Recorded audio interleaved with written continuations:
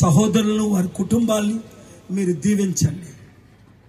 అలాగే ఇక్కడ కూడి ఉన్న హిందూ, ముస్లిం, క్రిస్టియన్ బ్రదర్స్, సిస్టర్స్ అందరినీ మీరు దీవించండి.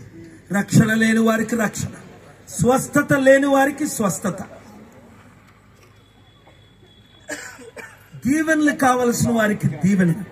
అన్నిటికంటే ముఖ్యం ప్రభువా, మణిపూర్ లాగా మా ఇండియా గాని తెలుగు రాష్ట్రాలు మారకుండా ఇక్కడ కూడి ఉన్న వారందరూ గ్రూపులు పెట్టి ప్రతి ఒక్కరు 100,000 మందిని రీచ్ అయ్యి మీరు నన్ను పంపారు అని ఇప్పుడు ప్రతి ఒక్కరికి అర్థమైంది.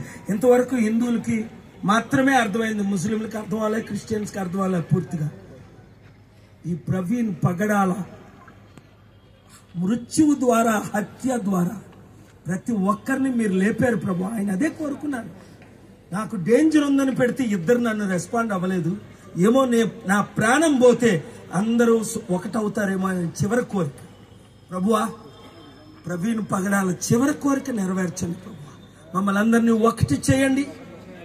ఒకరు 1000 మందిని, ఇద్దరు 10,000 మందిని తరుముదరని మీ వాక్యం చెప్పిన ప్రకారం మా రాష్ట్రాల్లో, మా దేశంలో మమ్మల్ని అందరినీ ఒకటి చేయండి ప్రభు. రాత్రనక పగలనక ప్రార్థన ఏ విధంగా చేస్తాము, వాక్యం ఏ విధంగా చదువుతాము, ప్రతి ఒక్కరికి కూడా మేము రీచ్ అయ్యి వారిని ఆహ్వానించి వారిని సత్యం వైపు నడిపిద్దాం ప్రభు. ప్రజాశాంతి పార్టీని మీరు స్థాపించారు. ఆ పార్టీలో వీరందరూ మెంబర్షిప్ తీసుకొని వారందరూ 100 మందిని మెంబర్షిప్ తీసుకునేటట్టు తయారు చేయండి. ఈ దేశాన్ని మీరు కాపాడండి. మత కల్లోలాలు లేకుండా మేమందరం కలిసిమెలిసి ఉండేటట్టు సహాయం చేయండి.